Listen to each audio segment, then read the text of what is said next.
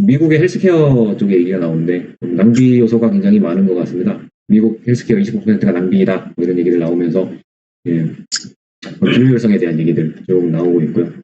그런 얘기들이 좀 소개가 되어 있는데 예, 여기서 보면은 이제 IT나 이런 것들 통해서 여러 가지 통합 앱 그런 것들 만들어주면서 효율성을 올릴 수 있다. 하면서 프로젝트 관리자로서는 그 의사들하고 IT 부서 모두 다 다뤄야 되기 때문에 모두 다 이해할 수 있는 프로젝트 관리원으로 사용해야 된다. 이런 얘기들 나오고 있습니다. 요즘 뭐 코로나 이렇게 막 좀 굉장히 이슈화되고 있고 문제가 되고 있는 상황에서 이런 것들도 굉장히 좀 의미 있게 다가오는 내용이었습니다. 예. 다음에는 뭐 이거 사자 얘기도 나오더라고요. 사자 이전 프로젝트 요즘 뭐 멸종 위기종 뭐 이런 거 복원하고 보호 이런 얘기 나오는데 여기서는 사자 개체수가 굉장히 줄어들어서 예전에 20만 마리였는데 2만 마리밖에 남아 있지 않았다. 그래서 이제 이것들을 계속 개체를 확보하기 위한 그런 활동들을 하고 있다라는 내용이 나와 있고요. 모잠비크인가로 이제 공수하는 내용이었어요. 예, 공수해서 25마리를 공수를 했다고 합니다. 예, 남아프리카에서 모잠비크로 25마리를 이동을 시켰고 거기에 그 이동하는 프로젝트에 대한 얘기들 좀 나오고 있고요. 뭐 이런 것들이 앞으로도 뭐 아까 말씀드린 그런 멸종 희귀종들에 대한 보존 프로젝트와 관련돼서 많은 교훈을 줬으면 좋겠다라는 내용으로 마무리되고 있습니다. 예, 칠레 얘기 잠깐 나오고 있고요. 뭐 구리가 풍부해서 구리에 많이 의존하고 있었는데 거기에서 벗어나서 여러 가지 되고 있다라는 내용들, 에너지 관련된 사업 이런 프로젝트들이 많이 진행되고 있다라는 얘기가 나오고 있습니다. 예, 그 다음에는 이제 병목 현상 제거라는 얘기인데요. 프로젝트를 진행하면서 이제 병목 현상이라는 거가 종종 발생을 하게 되는데요. 그게 이제 병목 현상이 프로젝트와 그 팀에 심각한 결과를 초래할 수 있기 때문에 반드시 제거를 해야 된다라는 내용이 나와 있고 그 원인 중에 하나가 스폰서의 침묵이 나오고 있습니다. 핵심 의사결정자가 너무 바쁘거나 우유부단해서 피드백을 적시에 제공하지 못할 때 그럴 때는 지연의 근본 원인을 파악을 해야 된다. 그리고 승인 과정을 간소화할수록 병목 현상은 줄어든다라는 내용이 소개가 되고 있습니다. 그 다음에 이런 결정을 내려야 되는데 거기서 꺼리게 되는 거는 잠재적인 미래에 대한 리스크에 대한 걱정에서 비롯이 되고 뭐 스폰서가 결정하는 데 도울 수 있는 방법은 그렇게 하는 것이 안전하다라고 느끼게 하는 것 그리고 스폰서가 독자적으로 결정을 내리게 할 것인지 아니면 거기에 해당 분야의 전문가들을 참여시킬 것인지 그런 것들을 고려를 해야 된다는 내용. 그 다음에 절차상 어려움, 중복성을 야기할 수 있는 여러 가지 장애물에 대한 요소 그런 것들은 팀원들한테 추가 작업을 필요할 수 있기 때문에 그런 것에 대해서는 시간을 낭비하고 있는 것을 파악해서 작업 과정을 간소화하고 업무 흐름을 개선할 기회를 찾는 것이 필요하다라는 내용. 그 다음에 요구사항이 계속 뒤늦게 시행되는 규제 전환이나 요구사항이 변경되는 부분들에 대해서 그럴 때는 정체나 병목 현상에 가능한 영역을 식별하기 위해서 작업 흐름의 시각적 지도 우리가 이렇게 좀 가시화시키는 그런 것들에 대한 얘기들이 좀 중점적으로 얘기가 나오고 있습니다. 병목 현상이라는 거는 우리 프로젝트 진행하면서 그죠? 항상이라고 말씀드리면 뭐하지만 종종 왕왕 일어나는 현상인 것 같은데요. 예. 양영준 의원님 요즘 어떤 프로젝트 진행하고 계십니까? 또 요즘에는 지금 클린룸 구축하는 거 하고 있어요. 뭐 그 프로젝트에서는 지금 얘기 나온 것 같은 병목 현상 같은 얘기는 그런 현상들은 없으신가요? 크게는 없고요.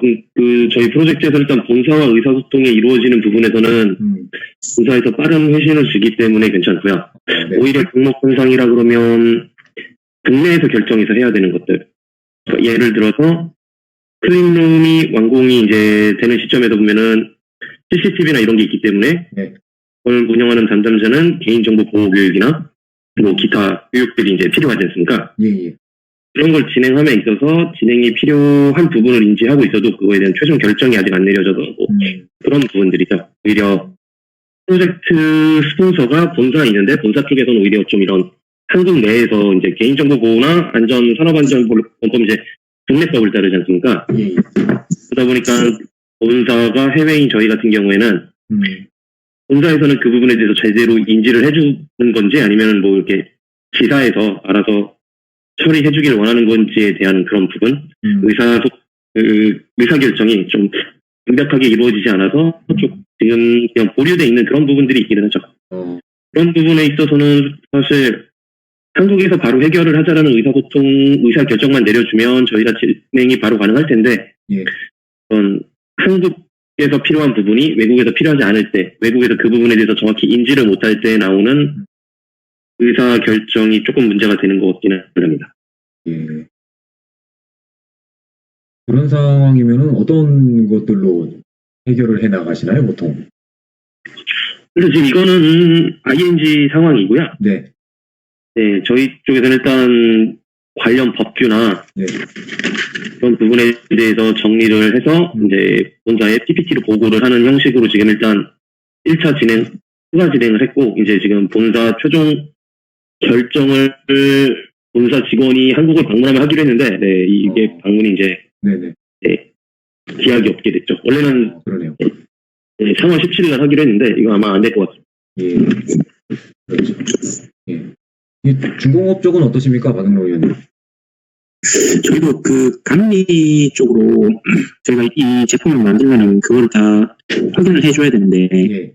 거기에 미국에서 온 선주들이 많았었는데 지금 이쪽 본사 방침으로 해서 그 책임자들이 미국으로 다시 돌아가 버렸어요.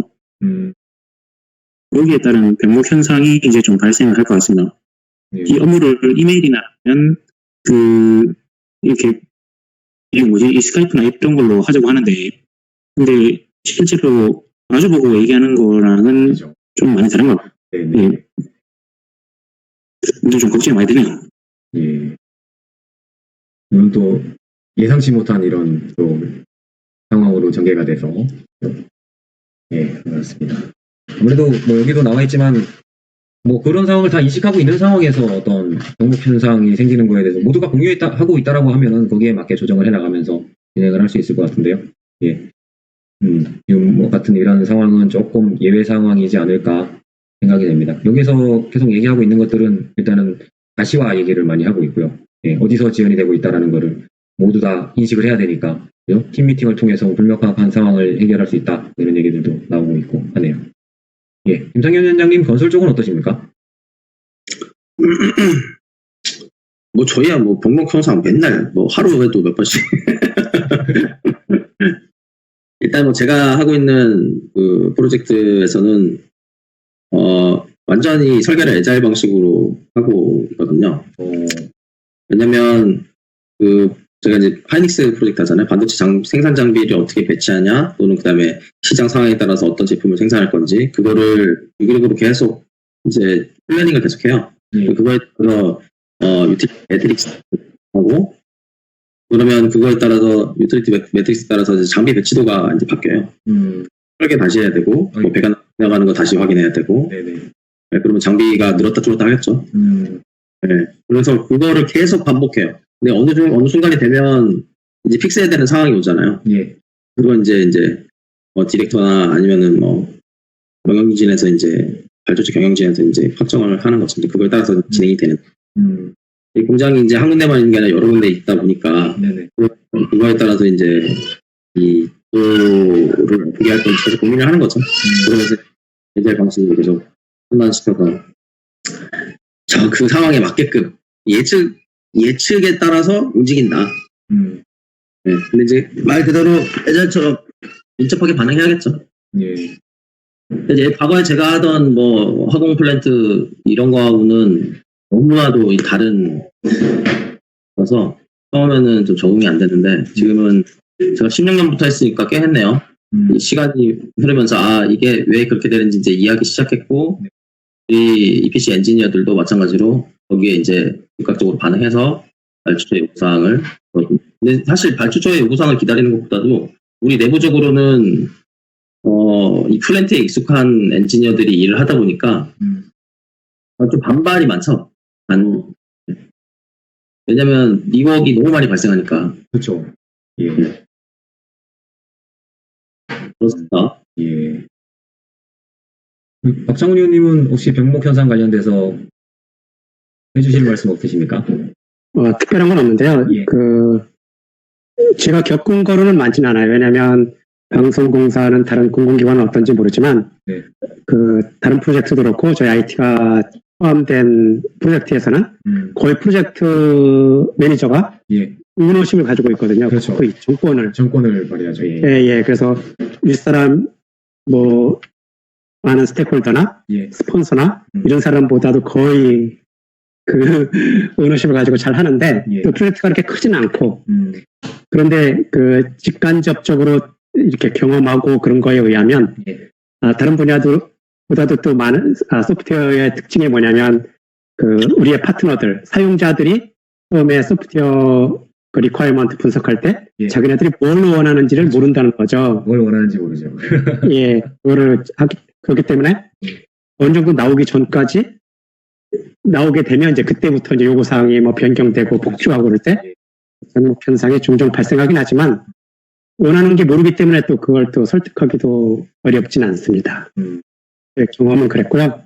어쨌든 뭐 여기서 제가 병목건상뿐이 아니고 PM 네트워크를 쫙 보다 보면 산업 전반에 걸쳐서 어느 분야, 어느 인더스트리는 쉽게 해결하는 것들이 다른 분야에서는 아주 심각하게 이슈화가 되고 이런 것들이 많이 있더라고요. 또 나는 되게 어렵다고 생각하는 부분들인데 또 어느 인더스트리에서는 아주 슬슬 잘 넘어가는 경우가 있고 그래서 병목 현상이 일반적이긴 하지만 프로젝트 규모나 인더스트리에 따라서 또는 뭐 좀 차이가 좀 있지 않을까 하는 생각이 듭니다. 예. 예. 그런 말씀 감사합니다. 예. 병목 현상은 말씀하신 대로 늘상 있는 일이고 이런 것들이 쌓이게 되면 그죠?